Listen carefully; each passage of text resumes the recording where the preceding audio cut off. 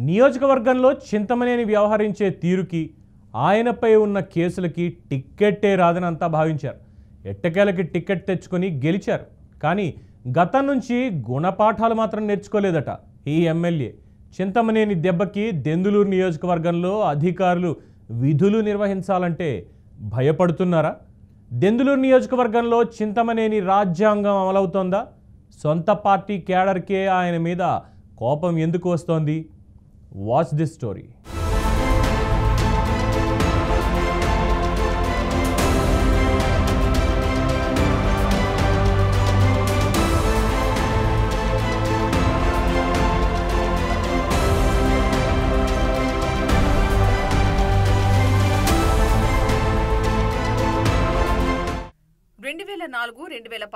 ఎన్నికల్లో విజయం సాధించిన చింతమనేని 2019 ఎన్నికల్లోనే గెలిచి హ్యాట్రిక్ విజయం అందుకోవాలని అనుకున్నారని అంటారు ఆయన అనుచరులు. కానీ అప్పటికే ఆయనపై అనేక కేసులు ఉండటం, వ్యతిరేకత రావడంతో ఆ ఎన్నికల్లో వైసీపీ అభ్యర్థి కొఠారు అబ్బయ్య చౌదరి చేతిలో ఓడిపోయారు. దెందులూరు నుంచి 3 సార్లు ఎమ్మెల్యేగా గెలిచిన చింతమనేనిపై ఆరోపణలు ఎక్కువగానే ఉన్నాయంటున్నారు నియోజకవర్గ ప్రజలు.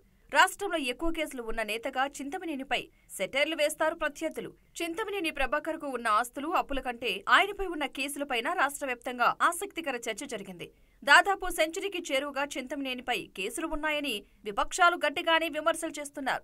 రౌడీ షీట్ తో పాటుగా 93 కేసులు ఉన్నాయని తన నామినేషన్ సందర్భంగా దాఖలు చేసిన అఫిడవిట్ లో చింతమనేని స్వయంగా పేర్కొన్నారు. చింతమనేని చర స్థిర ఆస్తులన్నీ కలిపి సుమారు 50 కోట్లకు పైచీలకు ఉన్నాయని వెల్లడించారు. తహసీల్దార్ వనజాక్షి ఉదంతంతో పాటు తనపై నమోదైన అన్ని కేసుల వివరాలను ఆయన తన అఫిడవిట్ లో పొందుపరిచారు. దీనితో ఎక్కువ కేసులు ఉన్న చింతమనేని గురించి అప్పట్లో రాష్ట్ర వ్యాప్తంగా పెద్ద చర్చ జరిగింది.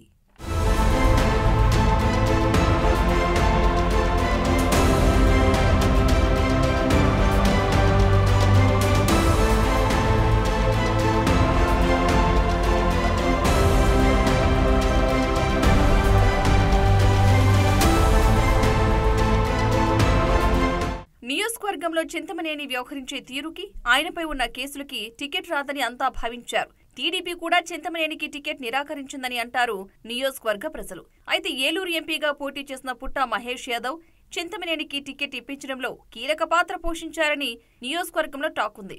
గతంలో జరిగిన పరిణామాలతో చింతమనేని గుణపాఠాలు నేర్చుకోలేదని, ఆయన తీరు ఏమాత్రం మారలేదని అంటున్నాయి విపక్షాలు. దెందులూరు నియోజకవర్గంలో అధికారులు విధులు నిర్వహించాలంటే భయపడతారట. ఉన్నవారు పనిచేయలేక, కొత్తవారు రాలేక నానా ఇబ్బందులు పడతారని ఉద్యోగ వర్గాల్లో వినిపిస్తున్న మాట. దెందులూరు నియోజకవర్గంలోని పెదపాడు, పెదవేగి, దెందులూరు మండలాల్లో ఏ ఒక్క ఉద్యోగి రావాలన్నా, పోవాలన్నా అంతా చింతమనేని ఇష్టప్రకారమే జరుగుతుందనే ఆరోపణలు ఉన్నాయి.